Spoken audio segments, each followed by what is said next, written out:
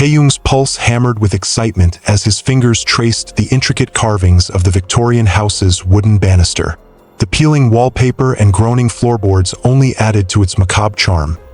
This was exactly the kind of home he'd fantasized about. Jungkook, ever the skeptic, wrinkled his nose at the thick, musty air that clung to their clothes.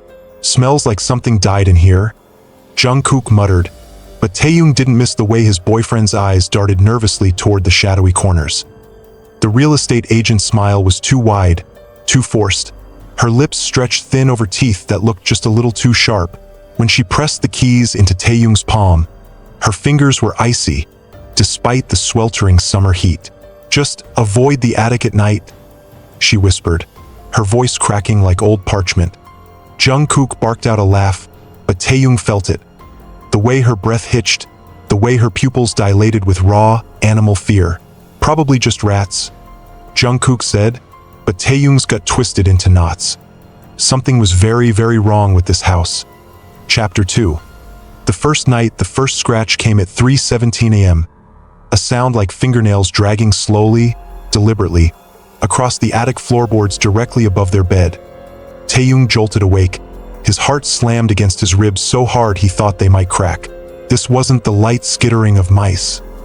No, this was something with fingers. Something taking its time. "Jungkook," Taeyong whispered, his throat bone-dry. Jungkook groaned, half asleep. "It's just the thud." The sound vibrated through the bed frame, rattling Taeyong's teeth. His blood turned to ice. That wasn't the wind. That wasn't old pipes. That came from above them. Jungkook sat up, his usual smirk gone, replaced by something primal, fearful. "Okay, what the actual fuck?" A whisper slithered through the darkness, guttural, wet, just on the edge of understanding. Taeyong's fingers dug into the sheets, his knuckles white. "Did you?" "Yeah," Jungkook breathed, his voice small, uncharacteristically young. Neither of them moved. Neither of them dared. Chapter 3. The investigation sunlight did nothing to ease the dread pooling in Taeyong's stomach as they climbed the attic stairs. The air was thick, cloying, like breathing in decay and something sweetly rotten. Jungkook kicked an old trunk, his bravado forced, brittle. "See? Just old junk." But Taeyong's eyes locked onto the gouges in the floorboards. Deep, jagged, as if something had been dragged, kicking and screaming. Then he saw it. The doll porcelain face shattered, one eye missing, the other glassy, fixed on him with unnerving focus. Jungkook scoffed. "Creepy, but it's just..." The doll's head lurched to the side with a sickening crack. Jungkook staggered back, his breath coming in sharp, panicked gasps. Taeyong's hands shook violently. It moved. It fucking moved. Chapter 4. The shadows moved that night. Taeyong woke to breathing, wet, rasping, right beside his ear. His body locked, every muscle rigid with terror. Jungkook was asleep, his back turned, oblivious. Moonlight spilled across the walls, casting long, twisting shadows that swayed unnaturally. Then, the shadow detached from the wall that he stretched, contorted, fingers elongating like melting wax as it crawled toward the bed. Taeyong's scream died in his throat, strangled by sheer, mind-numbing terror. The shadow's mouth split open in a grin too wide, too full of teeth. Chapter 5. The truth unfolds. The basement reeked of mold and something worse.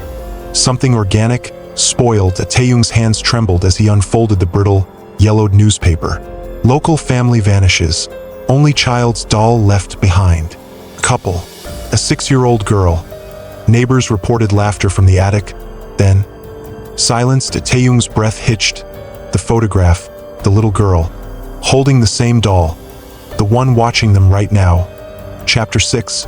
The final night. The attic door creaked open on its own. Taeyong's pulse pounded in his ears, deafening. Jungkook's jaw was set, but his knuckles were bone white around the flashlight. The air was frigid, their breath visible in ghostly puffs. The doll sat upright, its single eye glinting with malice. Then, giggled. High-pitched, behind them. They turned. The girl stood there, her skin gray, rotting, her smile stretching too wide, splitting her face in half. You shouldn't have come up here. Epilogue. The new owners, the real estate agent's smile twitched, strained, as the new couple signed the papers. Just avoid the attic at night. As she left, she glanced back in the attic window. Two shadows now stood, watching, waiting, smiling.